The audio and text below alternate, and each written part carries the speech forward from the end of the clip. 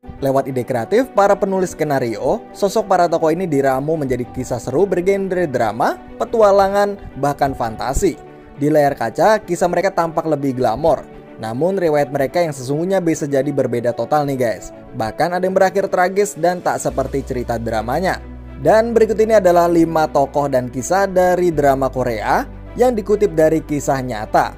Yang pertama ada Choyong dari drama Fate. Choyong atau kadang ditulis Choyong adalah seorang jenderal besar pada masa Goryeo. Jenderal Cho dikenal sebagai tokoh militer yang menentang hidup mewah bahkan setelah menjadi jenderal besar. Jenderal kepercayaan Raja Gongmin ini berhasil menumpas serangan-serangan para perompak Jepang dan digelari pahlawan negara setelah meredam pemberontakan Jo Il-sung di tahun 1352. Jenderal Cho diasingkan ke Goyang dan kemudian dipenggal setelah dihianati oleh tangan kanannya sendiri, yaitu Yi Song-gi. Yi melakukan kudeta terhadap pemerintahan dan kemudian menasbihkan dirinya sebagai Raja Taizhou, penguasa pertama dinasti Joseon. Sebelum dieksekusi, konon sang jenderal bersumpah kuburannya tidak akan ditumbuhi rumput sebagai petanda kalau kematiannya merupakan satu bentuk ketidakadilan. Dan aneh tapi nyata, kenyataannya kuburan Jenderal Cho tak pernah ditumbuhi tanaman apapun hingga tahun 1976 nih guys. Yang kedua ada Raja Yeongjo dari Joseon The Royal Gambler. Yeongjo merupakan salah satu raja terbesar dari masa kepemimpinan dinasti Joseon. Sang raja diyakini memiliki wajah yang tampan oleh para sejarawan. Di masa muda, dia dikenal sebagai anak jenius yang menguasai ajaran Konfusianisme, jauh lebih baik daripada para cendekiawan di negaranya. Yeongjo adalah anak dari Raja Sukjong dan Selir Choe yang berasal dari kalangan rakyat jelata.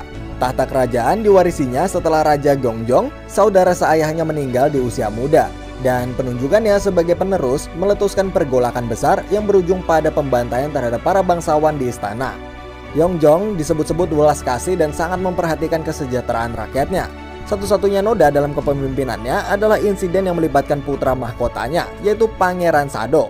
Sado disebut mengalami gangguan kejiwaan, memperkosa para dayang dan membunuhi orang-orang di istana tanpa sebab. Akibat kejadian itu, Sado dieksekusi dengan dikurung di dalam peti sampai mati lemas nih guys. Yang ketiga ada Ratu Sondok dari Silla di film Great Queen Sondok. Ratu Sondok tercatat sebagai penguasa wanita pertama di dinasti Silla. Penguasa ke-27 Silla ini hidup pada masa 3 kerajaan Korea. Lahir dengan nama Putri Dokman.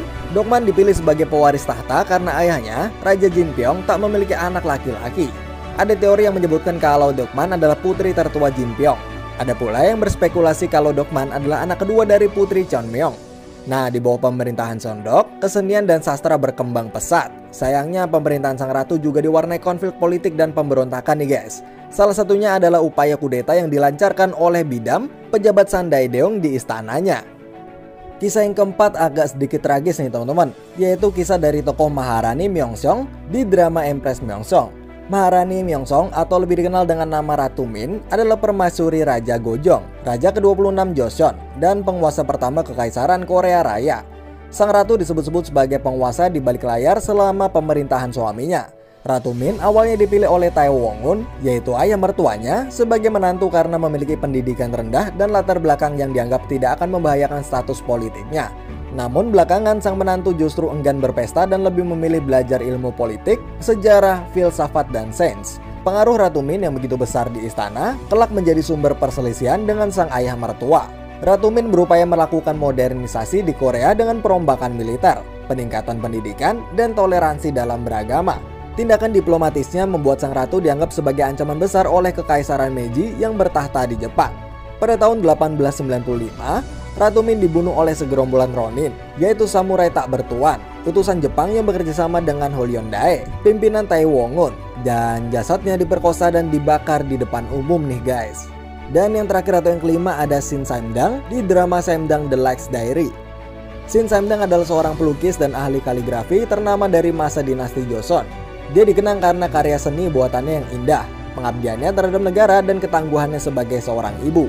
Wajahnya bahkan tergambar di lembaran uang 50.000 won di Korea Selatan.